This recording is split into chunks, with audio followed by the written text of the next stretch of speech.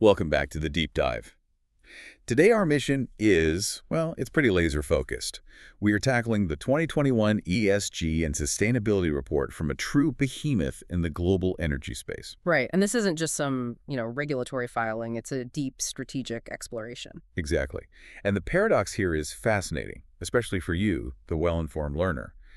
How does a company this massive, one that produces the majority of oil and gas in its home country, A huge majority. how do they double down on these high-risk, ultra-deep-water operations while at the same time making these really serious quantifiable commitments to a low-carbon future? Not to mention financial integrity and massive socioeconomic accountability. That's the real tension. That's the narrative thread. We have stacks of strategic plans, financial metrics, tech innovations, and we're going to distill the most critical nuggets for you right now. So let's start with just the sheer scale, the core business strategy. Okay, so the first thing that really just jumps off the page is their massive commitment to deep water.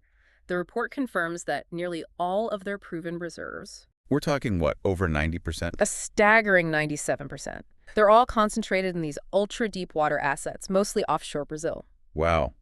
That is an incredible reliance on a technically challenging, a really high-cost environment. It is. It means their whole competitive edge is basically tied to innovation in subsea engineering. Because if you can't get that 97% out efficiently, the business model just, it breaks. And that's exactly why their strategic plan hinges on portfolio management. The plan for 2022 to 26, it foresaw shedding between 15 and 25 billion US dollars worth of assets. That is a truly massive number. A huge restructuring. And it sounds like divestment, but it's really more of a consolidation strategy, isn't it? They're selling off complexity. Precisely. The smaller, lower return onshore fields like Rio Ventura or Alagoas. We saw examples in 2021 selling stakes in the Lapa field, gas local. So the rationale isn't just about bringing in cash. No, not at all. It's risk reduction. It's efficiency. By focusing almost exclusively on their highly productive pre-salt assets, that ultra-deep water sweet spot, the whole company becomes more agile. They're shedding the marginal stuff to laser focus on the high return capacity. Exactly. And that focus, it paid off almost immediately on the financial side. 2021 was an exceptional year for hitting their debt targets. Oh, absolutely. They hit the $60 billion gross debt target in Q3 of 2021. That was way ahead of their original schedule. Which is a huge signal. Sure, oil prices were favorable in 2021. Right. But hitting that target early shows serious internal financial discipline. That success, it translates directly into their ability to fund future projects without all that market pressure. And their operational success reinforces that. Just look at the reserve replacement ratio, the RR. ARR, yeah. A record-breaking 219% in 2021. Which is just enormous for anyone who doesn't follow this. 100% is the goal. 219% means they added almost 2 billion barrels of oil equivalent more than they produced. So this is a huge signal of longevity. It is, and it wasn't from finding brand new fields. The report says it's mostly from developing the massive Buzios field and increasing recovery from existing projects. So optimization, not just exploration. Yes. And it's that operational strength paired with the new financial discipline that gives them the bandwidth to tackle the next big challenge: integrity and reputation. Right. That financial agility feeds directly into governance, integrity, and that whole post-crisis mandate. It does. After the challenges they faced years ago, this report is almost obsessive about its commitment to integrity, to transparency. They have a zero tolerance for fraud and corruption mandate. And they back that up with a concrete governance structure. Looks pretty complex. You've got the board of directors, the executive board, specialized committees. And the really critical one here is the CSMS, the Security, Environment, and Health Committee. It's integrated right into the board's structure. Okay, and why is that integration so important? Because it's a huge signal to the market. It means that high-level risks like climate change and social responsibility aren't just afterthoughts. They are strategic discussion points at the absolute highest level. And they got external validation for that. Right. They did. Their return to the Dow Jones Sustainability World Index in 2021 was a really powerful endorsement of their improved practices. And what about addressing the past? The report confirms their status as a victim in Operation Lava Jato. That's right. By the end of 2021, they'd recovered about 6.2 billion reais in total. And I saw 1.2 billion of that was returned in 2021 alone. Yes. And critically, the U.S. regulatory shadow was finally removed. They fully met all their obligations with the U.S. Department of Justice, the DOJ, in September 2021. That's huge. That doesn't just clear a legal hurdle. It must significantly reduce their cost of capital. It does. And it frees up so much management time. This allows them to shift their focus entirely to the future, which involves this intense management of public perception. They're actively monitoring, 14 key publics of interest? 14, yeah. Everything from investors and media to local communities, even the scientific community. And they're using sophisticated tools for this. I saw a mention of the Rep-Trake Index. They use it quarterly to evaluate their reputation across 7 different dimensions. Things like citizenship, governance, ethics. Reputation is an operational metric now. And a great example of this in action was how they handled fuel pricing. Absolutely. Public opinion was really turning against them, blaming them for high prices. What did they do? They invested 2.2 million reais in a targeted communication campaign late in 2021. And it wasn't just a press release.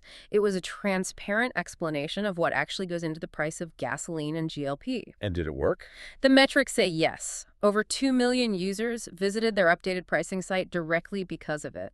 It's an effort to manage expectations through, well, radical transparency. So that cleanup, the financial and reputational stability, that's what lets them make these huge capital commitments.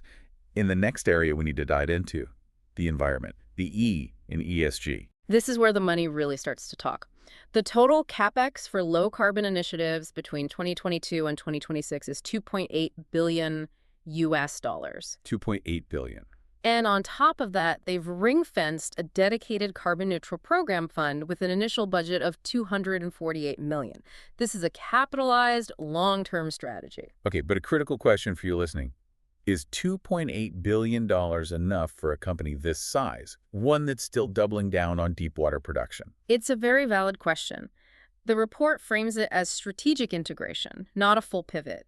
They're trying to make their core business radically cleaner. And they're using their own innovation to do it. Yeah. This is where we get into that HISEPI technology. Right, HISEP, which stands for high pressure separation. It's a brilliant piece of engineering, and it's tailored specifically for that 97% ultra deep water reliance. And so how does it work? It separates the CO2 from the natural gas subsea on the seabed and then re-injects it immediately back into the reservoir. Okay, so it captures the CO2 before it even reaches the surface. Exactly, and that achieves 2 things at once. First, it cuts their greenhouse gas emissions intensity.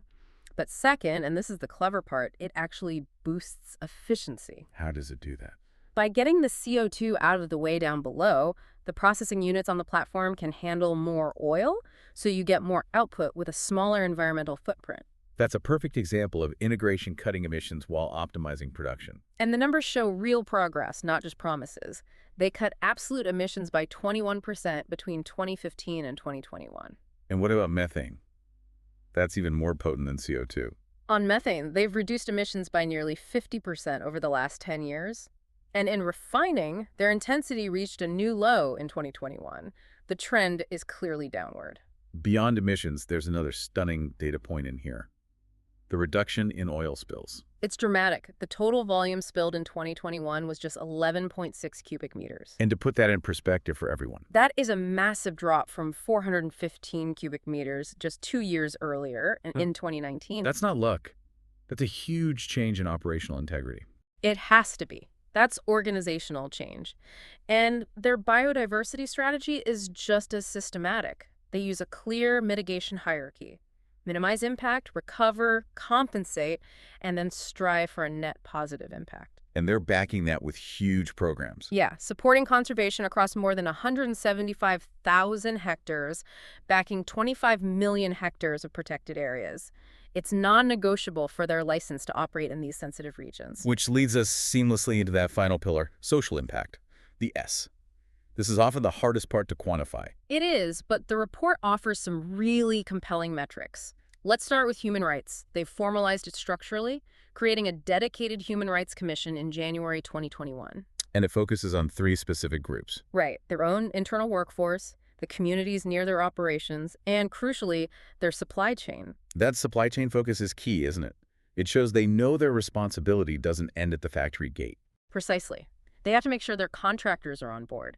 But for me, the most surprising metric in this whole report is about their socio-environmental investment program. You're talking about the social return on investment, the SROI. The SROA, yeah.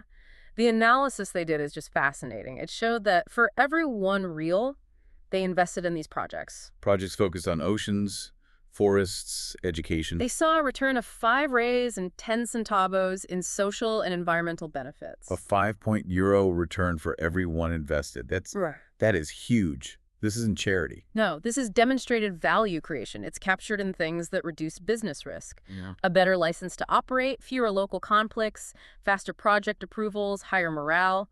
It's proof that ethical performance drives competitiveness. And yet, even with that investment, they still face direct conflicts on the ground. Oh, they absolutely do. Community demands are pretty consistent. Concerns about odors, jobs, noise. In 2021, they recorded 11 significant conflicts, like road blockages or protests. And the response? All 11 were managed through dialogue and clarification by their social responsibility teams. And they're also following through on historical issues. Right, I saw payment mentioned. Yes, they paid 9.4 million rays in indemnities to 2,000 fishermen and 250 vendors who were impacted by a 2019 oil spill. That commitment, years later, shows they're serious about social closure. Okay, finally, let's look at the workforce. Safety performance. A new record low for their accident rate. Yeah, the total recordable accident rate, or TAR, was 0.54 in 2021. It's a strong trend, but we have to note the report also details 3 tragic fatalities, all involving contractors. Which highlights that ongoing complexity of managing safety across such a huge integrated workforce. It does. And to address that, they've implemented a cultural shift, a program called the Journey in Human Factors. And what does that involve? Instead of just investigating what went wrong, it actively promotes learning from successful operations, or, as they put it, learning from what gives right. Building preventative resilience, not just reactive correction. That's the idea. And reflecting modern standards, their hybrid remote work policy is now permanent, and they offer really competitive parental leave, 180 days for maternity, 20 for paternity. So as we wrap this deep dive up, the story is incredibly integrated. It really is. The financial agility we saw at the start, hitting that debt target, the high RRR, that's the bedrock that supports everything else. It supports that $2.8 billion low-carbon capex. And the key factor keeping that whole mechanism running seems to be active risk management. Across every dimension. Financial volatility, community conflict, reputation, technology like HICEP. Everything is deeply connected. The report tells a cohesive story of transformation, really, one driven by necessity and enabled by discipline. Which brings us to our final provocative thought for you, the learner. This report explicitly shows that managing social and environmental risks isn't just about compliance. It is quantified by the company itself as a source of measurable value. That stunning 5-point bend return on social investment. So the question is, how does knowing that a major global corporation quantifies its ethical performance change the way you evaluate its fundamental competitiveness, its risk profile, and its true long-term sustainability? That's the insight to carry forward.